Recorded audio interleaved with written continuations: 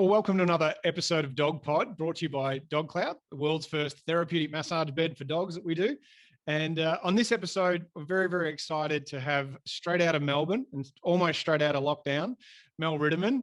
Mel's from cooperandkids.com. And Cooper's now I have to get this right. What sort of dog? Is it a golden? He's a golden retriever. I thought he was so. my firstborn. Yeah, gorgeous looking animal. He's beautiful. 9 years old. I first come across Mel off a blog post that was on Australian Dog Lover about a reformed dog trainer, and I want to talk a little bit about that today. I think it was such an interesting topic, and I get it, the learnings we have and how we evolve over time. So maybe we could start off talking about that, and we'll talk about some of the concepts that you like to teach. But one of the things that really got me interested, and the reason why I wanted to get you on the podcast, is because of the type of work that you do with your business. You're out there and you specialize in a lot of stuff to do with dogs and kids, particularly young kids. Now we both have kids the same age. My wife is another Mel, so we have a lot in common, which I thought was kind of cool too. But we both got a 6-year-old and a 2-year-old, preppies and young ones. And I've got a 5-year-old in there too. 5 and 2. Yeah, ours just had a birthday a week or so ago and turned 6. So we're with young kids and dogs, and it's a difficult thing and it's a big challenge. So I really want to talk about that today as well. But Mel, welcome to Dog Pod. Thank you for having me. Thank you. I'm glad that you stumbled upon my article, because I really got it up there on Australian Dog Lovers because I wanted to try and spread the word. You live and you learn. You make mistakes and can't dwell on them, but you can learn from them. And I think that's what my whole business is about. It's about so many of the mistakes that I made in my past, and really helping families and dog owners to not make those mistakes themselves. So when I started out my dog training kind of path, that was back in 2010, there's so many different methods out there. It's like parenting, some people use harsh punishment, some people use positive parenting. It just, there's different paths, but I'm a science-based trainer. So my training is based on what's being backed by science. And these days, it's now positive reinforcement is the way to teach any living being. It is the best way that we learn. Punishment doesn't actually teach the learner what to do. So yes, it can stop a behavior that you don't want, but it can then as a result elicit fear in that dog, or anxiety or stress or nerves or whatever it is. So even though you might get quicker results that way, you often have a dog that has issues down the track that is just, it doesn't fix the emotional underlying issue of what's going on. So as I said, when I started out, I was led by a trainer who used correction collars and, giving leash pops and that sort of stuff to teach a dog not to pull on the lead. And that's the path I went down not when I was training, just when I got Cooper. I wasn't training at that point. And it worked a little bit, but then it didn't. So I was really striving for other alternatives and what can we do to help our dogs that doesn't hurt them. I sent Coops off to stay with a girl when we went away, and he would have been around 1 at that stage, and he wasn't walking well yet on the lead, and she fixed it in quotation marks. He came home with this huge patch of hair missing on the side of his head. But he walked well. And I always wondered what she did to him, and it just terrifies me. Cooper hates being patted on the head. He will forever. I mean, lots of dogs, don't get me wrong, lots of dogs don't like that because they've got a bit of a blind spot, but he's very noticeable in how he ducks. And if someone goes for it more than once, he might actually bark at them to let them know, please stop. And I always think, was it that incident staying at that girl's house that she did something to him that really damaged him? Nowadays, if you want to teach a dog to walk nicely on the lead without pulling, grab a front clip harness, get a trainer, let's teach some loose lead walking. Let's reward the dog when they're doing the right thing. Let's not hurt them for doing the wrong things. I mean, we have dogs because we love them. Why would we want to hurt them? I don't get it. But the industry is totally unregulated, and that's the problem. I have clients come to me with dogs that are fearful because of this forceful training that they've used, but they didn't know any better. They got a dog trainer and they trusted them. So it's so important when looking for trainers that you do, specify force-free. The Pet Professional Guilds Australia is a great resource as well for finding force-free trainers as well. Yeah, I love it. Yeah. But yeah. No, it's kind of true. Like this, the stick and the carrot often only works when the stick is present, right? And then when you remove all that sort of stuff, then it's sort of back to what is happening. What's the dog doesn't know, do they? None of those things are present anymore as cues on how to behave. So, talk me through, because you're a member of what it's called the IAABC. Can you first of all tell us what the hell that stands for? International Association of Animal Behavior Consultants. That's where I've got my accreditation through. It's like the PPG. It's an association, it's an organization, It's international. And I did a big exam through them to get my accreditation. And then you have to have continuing education units to keep up your accreditation through them. It's a great resource as well. Lots of information on their website too. Yeah, I love it. Let's talk about the reformed thing first, can we? And then we'll roll into some of the specifics that you teach now with clients, with kids and stuff. But tell us about how you've seen things change, the changes in the last decade, your experience, and what, and maybe whether it's personal, what you used to do or what you've gone to, or what you're seeing more effectively work, the stuff, that old school stuff that just is really outdated and doesn't work. I think it's really important to share this stuff because like at Dog Cloud, we're all about quality of life for dogs, right? There's plain and simple. It's how do you improve the quality of life for dogs? And I like what you said about it. It's evolved and we evolve with it, and we should evolve with it. Dog trainers should evolve with it as well. So talk us through some of the examples and real obvious things that you've seen. Absolutely. So I think I just did a post on my Instagram yesterday about this, like 3 common myths that people believe with dogs. And it's all about, the pack leader and feeling the need to dominate over your dog, and they will only listen to you if you're the boss. All of those kind of thoughts have now been debunked by science. So that isn't backed by science anymore. What I said to you before about the positive reinforcement and actually teaching dogs what to do, that is all backed by science now as the best way that the learner will learn. And, that's also how you build a beautiful relationship, is actually, building trust and respect with your dog. And like you said, it's constantly evolving. And I've been listening to all these things on YouTube recently. There's this, if you're a real dog nerd out there, it's called Beyond the Operant. And it really just goes into even looking beyond the science behind positive reinforcement training and looking even further, like looking at the dog's genetics, the environment they live in. And there's so many factors that we've got to look at when, focusing on dogs. And what we need to realize is that they're dogs. They're not the same species as us. And this is a big problem in the pet dog industry, is that we bring these dogs into our homes and we just expect them to know what to do and how to cope, when really they're a different species. And, it's like putting a lion in a cage at the zoo and saying, all right, just be happy. We've got to do things with them that enrich their lives. Like, yes, training and positive reinforcement training is one aspect, but it's not everything. It's about giving into their breed traits and what they need, their requirements for their specific breed. If they were bred to work and to herd, we need to give them outlets to be able to do that. Otherwise, they might pick up the garden. We got one of those.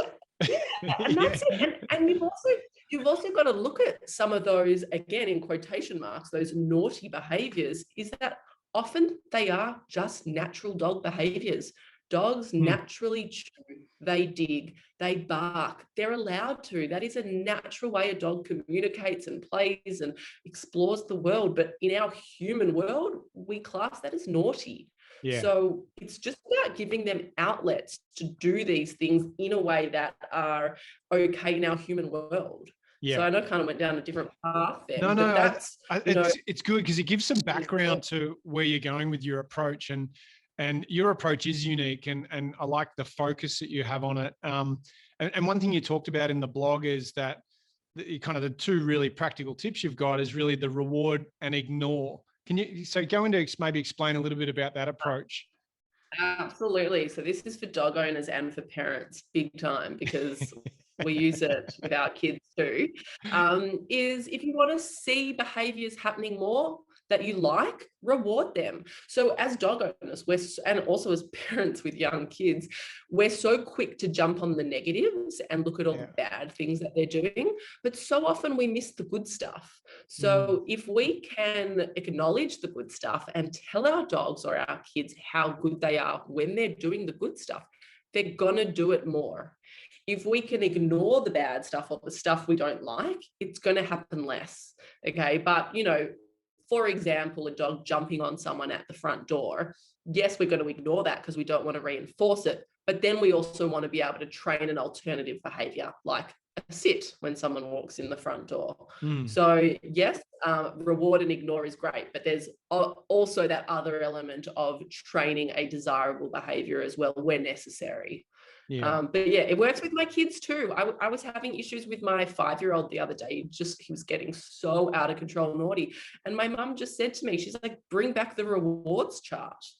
And she's so right. I brought it back and his behavior just improved. They love to please and they love to get it right. And so do our pets. So yeah. Is it, because in humans, we get that, when we get rewarded with something, our brains give us that shot of dopamine and we get that reward center activated. Same thing in dogs? Absolutely. Absolutely. For sure. So yeah, where you can acknowledge the good stuff, let your dog know. It doesn't always need to be with food either. With positive reinforcement training, that's a big one, is yes, when we're training a new behavior, we use food. And when we're training really important skills like teaching your dog to come when you call them, we're going to use food a lot at the beginning until they get that. But then we want to build in other reinforcers too. So you want to be able to use a good dog or a pat or a game of tug or a play with the ball. But what does good boy mean to a fresh puppy? They've got to learn what that means as well. So you can't use that initially. You can absolutely pair it with the treats initially so that they start to learn. But yeah, food at first, and then we slowly wean it down. I still take food with me to the dog park when I go with my kids and my dog, just on the odd chance, on the odd case something happens and I need to call him back. And I've also used it when I've seen stray dogs as well to be able to get a hold of them too. So nice. And do you find food's a really good interrupter to when the dogs are getting overexcited? Do you find that's something that sort of pulls their attention back to you? Is that another example of how you might use that, or? It really depends. For example, my dog, because we've been in COVID lockdown on and off since March last year, it's now June. He gets really over aroused now when we have visitors come over. And, I don't say overexcited because I'm not sure if it's excitement. I think it could be overwhelmed because we haven't had lots of visitors in the home. Sure. So I'm really actually mindful about what food I use in those moments. And I do use food because I want to reward his calm behavior, but it's really important that I use really low value food. If I use food that's too high value in those moments, he can't settle. He's too hyper. It's just too much for him because he just wants it and he can't relax. So I actually just use his dry food in those moments when he is, as I said, over aroused. And I think that's the same with dogs too. If you're out at a dog park and you just got to be careful with where and when you use food in those moments. It just depends. Yeah. So can you that was great. And I think just there'll be some people that, I've got a mate who's a first-time dog owner, and look, I hear what you're saying, and I get what you're saying with high food, low value foods. Can you maybe just explain that a little bit more with some specific examples and times when with Cooper you might use a high value food and what that food is, why you'd use it in that moment, and I get the low value food with the dry food. It's not as gourmet. But could you maybe just Absolutely. explain that? Absolutely. There'll be some people that just won't quite get maybe how Yeah. and when you might use those and some distinctions. So like I was talking before about reinforcers, you want to have a hierarchy. So you want to have what is up the very top of your reinforcer list, and then you want to have what's down the bottom. And like I said, probably good boy is going to be down the bottom, Right. whereas a piece of roasted chicken is going to be up the top with a steak. Yes, yes. You know, so you've got to have all those little pieces in between, and you've got to know when to use them. So like I said before, teaching a dog to come when you call them can save your dog's life. So I have 100%. had 3 puppy clients in the last few months have their puppies run out the front door, and they've stopped in their tracks and thought, all right, what would Mel do? And they've, instead of chased the puppy down the street, they've just shouted out the dog's name, Cooper, come, and the puppies come running back to them. And that's because they've got a very strong learning history of getting really high reinforcement food every time they hear their name paired with come. Right. And the more we can pair those words, those cues like Cooper come with something really high value, the more they're going to remember it, the more it's going to be learned and embedded in their brains, and they're going to come running back when they hear it, even on that odd time when you don't have the food. So like I said, when we're teaching it, we want to use high value. Yeah. When they've learned it at home and they've got it, absolutely you can bring it back down and start using some kibble. Or I love using fresh fruit and vegetables too. You don't even need to go out to the pet shop and buy, you know, really high value treats. You can if you want. I use WAG. I use their kangaroo liver treats when I'm using dog food, but my dog will work for anything. So yeah, we use cucumber, carrot, apples, pears, like whatever scraps of food the kids have left over. Yeah. But you've got to find what they work for. And once your dog has that skill in the house, then taking it out onto the street or to a friend's house or to a dog park, that's a whole new level. Yeah. So you want to bring back those high value treats again when you're in those new environments, because that's going to be harder for the dog and more challenging. Love so that. Yeah. So you transition them into the home, into more lower value foods, which kind of checks that the behaviors working, the commands are working, and then you can go out to a more stressful, unfamiliar environment with more craziness going on, and go back to. I like that. That's it. And when you find that they're not working, it's because they're not motivating enough for the dog. They're not rewarding enough. So if they're not working for what you've got, then either the dog's not hungry or they don't like what you've got and you've got to go something even higher. So, you know, you can use their meal for your training. And that way they are hungry. They haven't had breakfast. You know, so you just think about it like that. I was going to ask you about their meals, because my immediate first sort of question is, how do you then mix up what you're feeding them at mealtime versus their treats? And the example in our home, and we do a lot of cooked chicken and barbecue chickens and rice and mix it up with some dry food and stuff here or there. But she eats pretty chicken and rice like a human kind of sort of stuff. So for me to find a high value treat is almost like a typical meal. It might not be that exciting. How do you do it? How do you do it with your meals, and how do you recommend? My advice is, if you are wanting to do training with your dog, is to stop free feeding the chicken in a bowl. You know, what a waste. Use that chicken in those moments when you want to teach your dog something. Absolutely. You should be saving that good stuff for teaching moments, for sure. Yeah. And then just feed dry food and scraps and other stuff the rest of the time.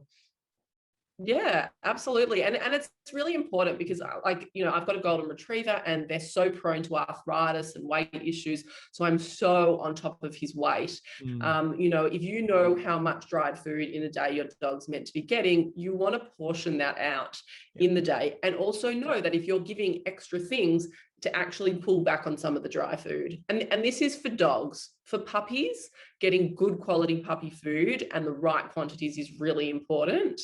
But for older dogs, absolutely, you can just remove some of the portion of their dried food and add in fresh food. It's so good for gut health and mood and behavior. It's great to have all these extra things.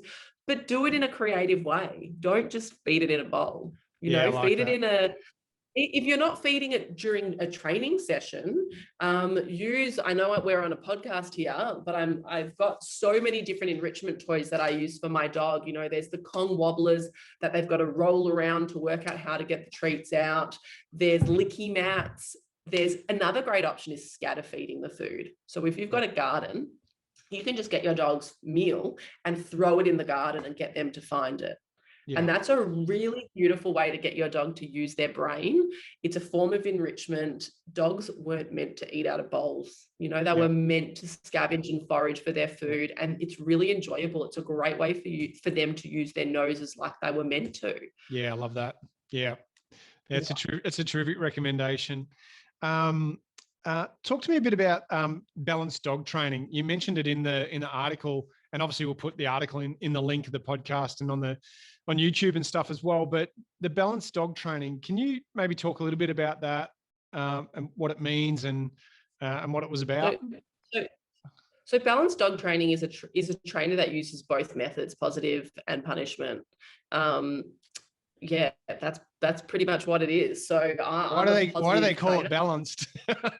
Because they use both, because they do use positive reinforcement in training, but they will also use a correction collar or punishments and spray bottles and things like that, where they enforce fear on a dog. I had a client the other day tell me that she had a positive, again in quotation marks, trainer come out to her, but he told her when the dog barks to throw spoons at it.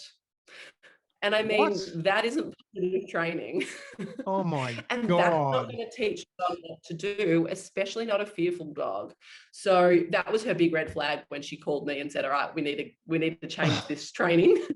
That is unbelievable. So, yeah, just be mindful when you are looking for a trainer. You do want, and there are going to be trainers that might listen to this and totally disagree with me. It's like I said to you before, it's like parenting. We've all got our different opinions and our different theories. Yeah. This is just me. I think if we can train a dog, and this was my big take-home message in that article, if we can train a dog and we can teach a dog using beautiful methods that don't hurt them, why wouldn't we use those options? Even if sometimes it takes a little bit longer. We love our dogs. They're part of our family. Let's treat them like that. Let's make them trust us and not fear us. And that's my note on that. I really love that, because I think at the end of the day, it's also about how we can look ourselves in the mirror and go, well, for me to get a result, I could do it this way. I got frustrated. I resorted to this, and we started throwing spoons at our dogs. I mean, I hope I sleep well at night. That's, I can't believe that. Far out. Yeah. Oh my God. Yeah. Let's talk about kids. I think a huge challenge is, and we've just experienced, Luna's 9 months, 10 months old now. I've lost count, 9 months. Puppies and young kids is such a challenge. You're trying to teach a 2-year-old or a 4-year-old how to behave so that you can help train a dog. Now, you specialize in this. I love that you've built your business around it. You get calls from families all the time to consult on this sort of stuff. Talk me through your philosophy around this, because it is a really challenging time. And then let's maybe share some nuggets of wisdom.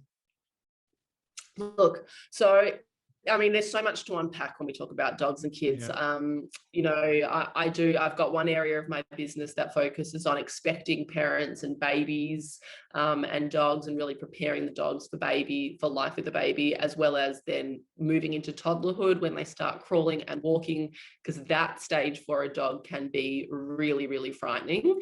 But then the other part of my business as well is helping families with young kids that want to then introduce a puppy into the home, and how to do that safely, and how to train the dog and how to train the kids. And that's a really big one. And I know you're brave. Like, you got a puppy with a 2-year-old. That's something that I don't know what we were thinking.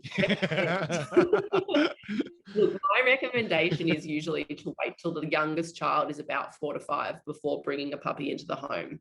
But every family and every circumstance is different. A good tip. You just need to have really beautiful management in place, you know, using playpens and baby gates and things like that to help control the madness. The reason for my recommendation of that age is because 4 to 5-year-olds listen. You know, they take on instructions, they take them on board, and every moment is a learning opportunity for a puppy. So throw a 2-year-old in the mix, puppy jumps, bites, nips, chases, whatever it is that you don't want the puppy to be doing.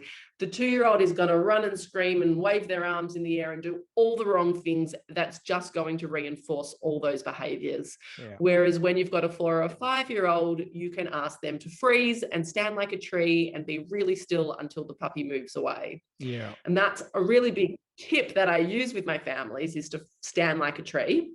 I've got a blog post on it on my website as well that's got some images to show you exactly how to stand. It's something that is great for when the puppy's nipping, jumping, or even chasing you. Or if you walk into a friend's house and they've got an older dog and it's really excited and you're just a bit, you don't like it, you can just literally stand still, hold your hands together and stare at your feet and do not move. And that is a stance for parents as well to see their children doing and know that that moment is when they need to step in and help. So often when a puppy sees you freeze like a tree, they might actually just sit at your feet, because when you freeze like a tree, you become really boring. So if they do sit, the child can absolutely reward the puppy and give them a pat and say, well done. But it could also be an opportunity for the adult to then call the puppy away and just give the child a break from whatever was going on. Yeah, I love that. Just to rewind for a sec, you said that toddler stage can be really dangerous for dogs as well. Can you just explain why? Yeah. So when kids are literally from the age of moving till about 4, they're unpredictable little drunks. I guess that's a good way to describe it. No, I love that. The milestones that they go through, you know, from a newborn to rolling to sitting to moving to climbing to crawling to standing, all those milestones that they go through, we know that they're coming. Okay, because we've got all the apps and we've got all of our friends and Instagram pages we follow that tell us what's coming next. But dogs don't. So for a dog that's never been around kids before, and then all of a sudden they see this blob doing nothing, all of a sudden then crawling towards them, trying to grab them, that is incredibly frightening. It can be incredibly frightening. And a little saying at Family Paws that we use is invites decrease bites. So we want to give our dogs choices.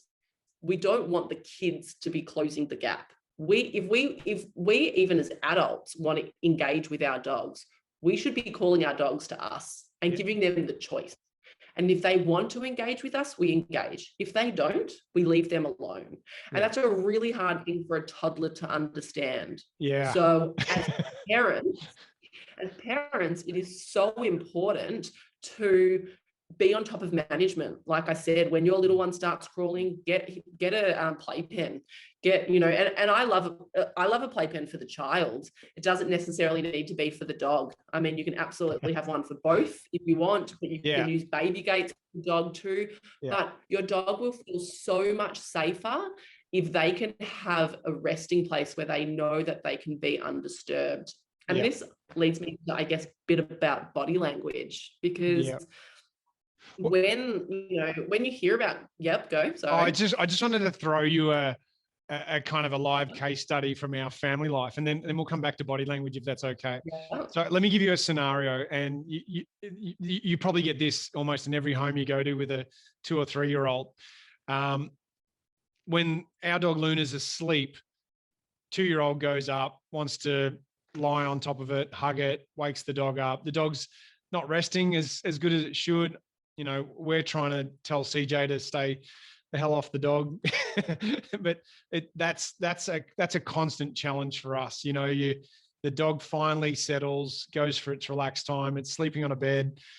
Kids go up, climb on the bed, climb on the dog, wake the dog, disturb the dog. Dog's getting grumpy, And look, we've got a So very, very patient dog. She's not biting the kids. She's not very tolerant. She is learning to be extremely tolerant with these kids, which is amazing. But it's a challenge.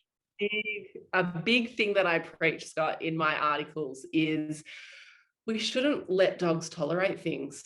We just shouldn't. Yeah. We want them to enjoy their interactions with kids. Yeah. So it's your job. And it is so hard. I have a 2.5-year-old myself, and it is such a hard age, but we need to constantly be reminding them a sleeping, a resting, or an eating dog must be left alone. Yeah. And I don't want to alarm you, but I absolutely have had clients.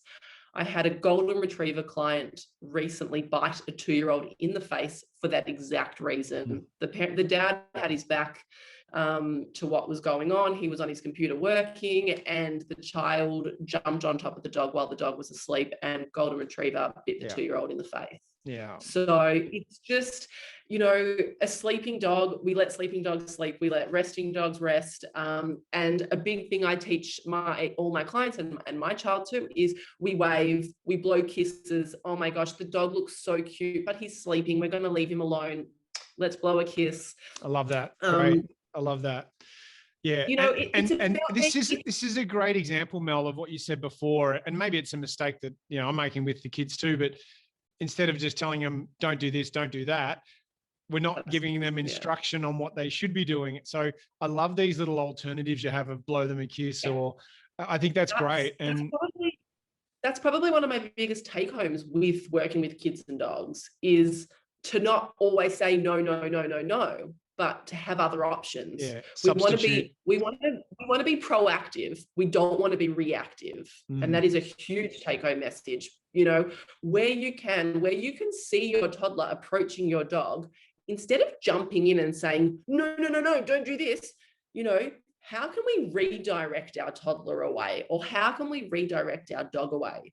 Because if we also keep reacting in a negative way, we could potentially create a fear or a negative association between dog and child. And we really don't want that to happen. Like, you don't want Luna to be scared of your 2-year-old approaching, or vice versa. If every time Luna approaches your child, you don't want them to then be scared of the dog. Yeah. So the more we can be proactive, the more we can give them things that they can do and reward them for doing it correctly, the more they're going to do that. Yeah, I love that. And we don't want to be raising the stress levels around it either. So I don't want to be raising my own stress levels either.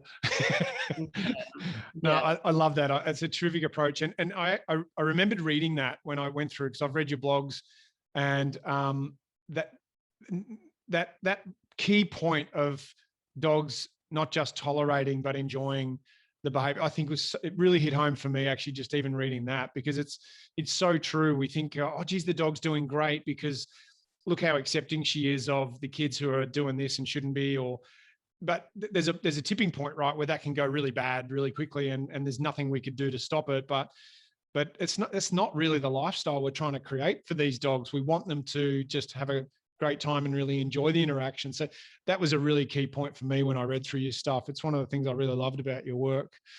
Body language. Let's talk body language. Body language. So, well, body language comes, I think it should be taught in every single puppy school, in every single dog training school. I don't know why it's not the first thing that is taught, but it's how you build a relationship. Why do you say that? Why is the importance of it so profound? Because if you can tell when your dog is happy, you can do more of what makes them happy. If you can tell when they're uncomfortable in a moment, we can help them. We don't have to put them through those situations where they feel uncomfortable. So, we hear about dogs biting children out of the blue, but I promise you, they're never out of the blue. It's just a matter about missing the signs. And I can put my hand up and tell you, when I had my first 2 kids, I didn't have a full understanding of body language. And I have a beautiful amount of photos to show for it that I thought were really cute. And now I look back at them and I actually realize my dog was not enjoying those situations. He was tolerating them. Yeah. And he was giving me body language signs very clearly that he was feeling uncomfortable, and I was missing them. Right. So, when we hear about kids and dogs, we hear people say, you got to supervise, never leave them alone. But if you don't know what you're looking for, if you don't know what the signs are of a dog feeling uncomfortable, then really what does supervision mean? So body language is crucial for so many reasons in the kid and dog space, but just in general. You know, if you take your dog to a dog park and they're hating it, why stay? You know, put them on the lead and go for a walk instead. You'll have moments like at the vet or at the groomers where they might be feeling a bit stressed, and we can pair that with food and try and make it positive. But there are situations where they do have to push through sometimes. But body language is key. So where are you looking on a dog? So for people, and I know you've got a good blog on this as well too. I think you show some photos, don't you, of your family and some before and afters of. Is it all Cooper when Cooper was young, or was that right? Or okay, cool. Yeah, no, I got that right. I did read them. Yeah, I went through these. They were great, but it was about a week ago.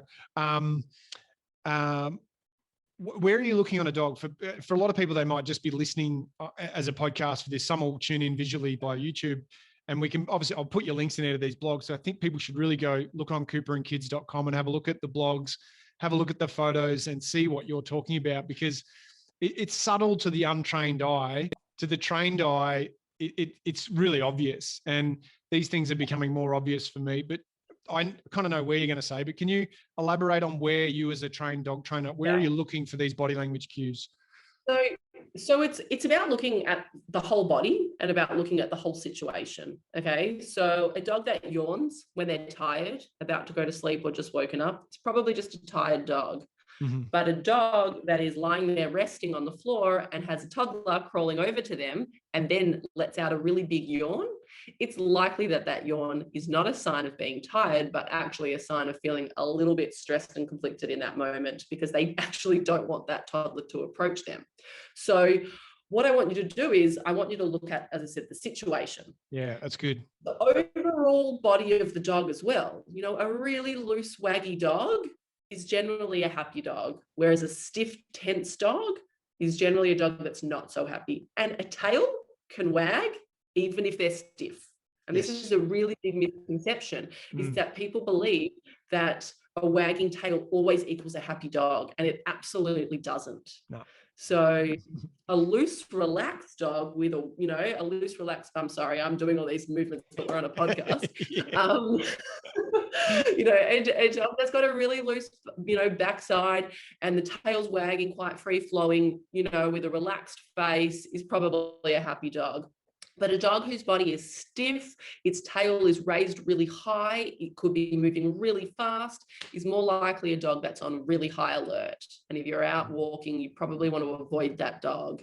Whereas a really slow, low wag is a dog that's feeling nervous, stressed, unsure in a moment. So we want to, again, give that dog a bit of space if they're feeling a bit stressed out or uncomfortable. And then it's about looking at the eyes, the ears, the tail, the muzzle. It's about the whole pieces of the puzzle, looking at where their ears are sitting. And the more you can look at your dog when they're happy and when they're relaxed, the more you'll be able to notice the difference when they're not. And that's a big thing I tell all of my clients, because I can show you all these photos, but every breed and every dog is different. So it's about really learning to understand your dog and in that moment. But some of the subtle things that people often miss are the yawns, lip licking. So a dog that's flicking their tongue. I had a client send me a video they thought was so cute of their dog. They were like holding their dog up and dancing, and the whole video, the dog is constantly flicking its tongue. And afterwards, when we talked about body language, they were like, oh my gosh, that video, oh, my dog was terrified. And I was like, yeah, he just wasn't enjoying it, But it's really beautiful, because now that, like, once you know that stuff, it's so easy to see and to just stop. You see that your dog's not enjoying it. Okay, let's stop. If I pat my dog on his head, like I told you before, he doesn't like it, he'll let out a yawn. So I'm like, okay, he doesn't like that. Let me give him a scratch on the back. And he loves that. So I'm going to do more of that. And what else is there? There's a tense mouth. That's another one. So a dog gets happy and will have a really relaxed mouth. That's one you captured in some of your photos really well too. And that's one I've not noticed myself all that closely, but that became a lot more obvious once I saw the photos on your blog. I thought that was really interesting. But so all around the muzzle, Yeah, it's a really good one to look for, obviously. It's It's communication. You know, I played fetch with Cooper the other day and I was throwing the ball backwards and forwards and his face was really loose, happy and relaxed. And then in one of the shots, I held on to the ball a few seconds longer and he tensed his mouth. Right. And then I threw the ball and he relaxed. Right. You know, and that was his way of communicating, Mum, come on, hurry up. Yeah, speed things up. It doesn't mean he's going to bite me. You know, No. it just means he's trying to tell me something. And Yeah. where we can, let's listen. Let's learn to listen and understand and help. Yeah, because their body language is their words, isn't it? I mean, it's the way they're trying to. Yeah. That's it. You know, like when dog bites happen, it's often, as I said, it's often not the dog's fault. It's just that there were so many different bits of communication happening that the people missed. And I have this really nice ladder that I often show on my socials. It's called the aggression ladder. I don't like that it's called the aggression ladder. I feel like it should be called the ladder of communication. It's actually not in my blog post on body language. I really want to add it in because it's really important to show you how many steps there are before a bite. And you've got to look at a bite as, you know, the dog has given you all these signs that they're uncomfortable and you've just missed it. You haven't seen them. So they've got no other way of getting out of this situation that they don't like. And when you hear a growl, so growls are really important. A growl is one of the steps before a bite. So when you hear a growl, you should never, ever punish it. Yeah. You've got to really look at the situation and think, hey, what just happened? And how can I never let that happen again? Because my dog really didn't like that. Yeah. Okay. And that's especially around kids. You know, I have some clients who kids are picking up the puppies and the puppies are already growling. Well, kids just shouldn't be picking up puppies. So, you know, as soon as you hear that growl, you've got to think, okay, we've got to stop that from happening. Let's tell the kids that if the puppy's growling, it could bite next. So, just communication. I love it. I love body language. It's one of my favorite things to talk about and to teach people about because it's so important. Yeah, it's a cracker. I got a good idea for you. I think you should scroll through everyone's dancing Instagram dogs and all that, and then you could capture them and show us all the happy ones versus all the grumpy ones, because you just can't even look on social, you know, especially when it comes to kids and dogs. When you kind of look at the hashtag dogs, it makes me cringe. So some of the stuff scares me. And some of the stuff really scares me. I see photos of, you know, kids going right up face first to a dog, and my sister was bitten right in the face when she was a young girl. And the dog got her right over the top lip and underneath. And I still remember that it happening and the hospital and all that sort of stuff when we were young kids. Never forgot it. And but again, she shouldn't have been, you know, right up in a dog's face that way. And I wasn't there when it happened. But it's just it can happen so easily. But photos like that really make me cringe. I think what's about to happen, and really that worries me, seeing stuff like that out there. And that's why when you understand and you can see body language, you can tell if the dog is enjoying it or not. And if they're not, you just stop the interaction. You know, as I said, redirect them away from each other. Teach your dog to come when you call them, or to go find daddy, or like have some different skills that you teach your dog to split up that moment. So can you give me maybe 2 or 3 things that you would use as good diversions that you mentioned before, like a tug of war game or stuff like that? But what are some diversions you would use to just kind of change the scenery and change the tune for a dog so that they can shift their focus?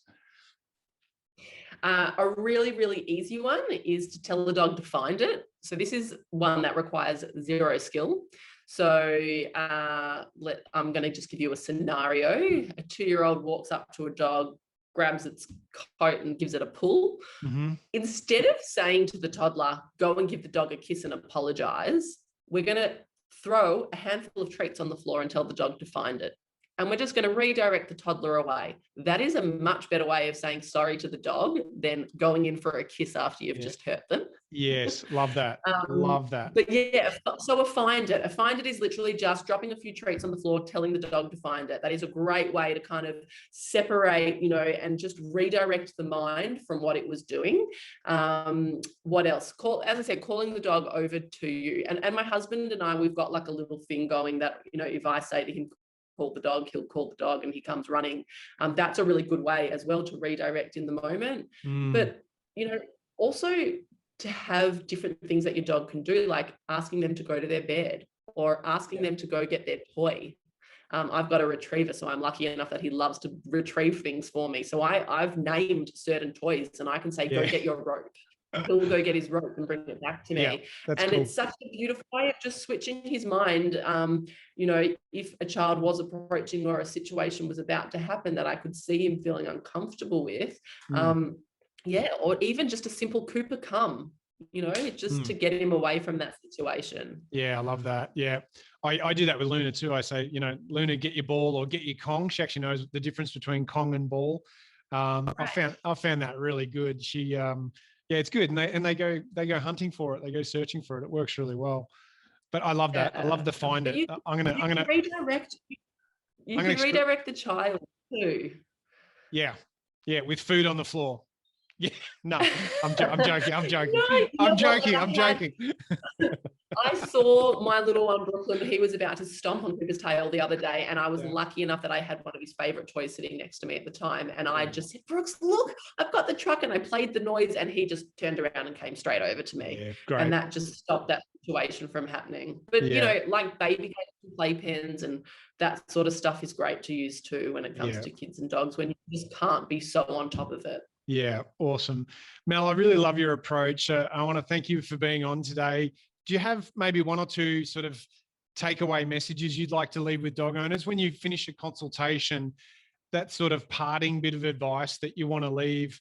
And look, as we finish up, I want to, you know, really encourage everybody to go and check out cooperandkids.com. If you're in Melbourne and you want to see Mel, get in contact, get her out and come and see you. You're on Facebook, Instagram, all the usual socials. Yep. Yeah. What's your best to follow though? What's your best to follow from a social point of view? I probably do. I do a lot on Instagram. I do a lot of Insta stories, and I'm constantly sharing stuff on body language there and giving tips and advice. I do share most of it onto Facebook as well. So either or, really. Awesome. Yeah.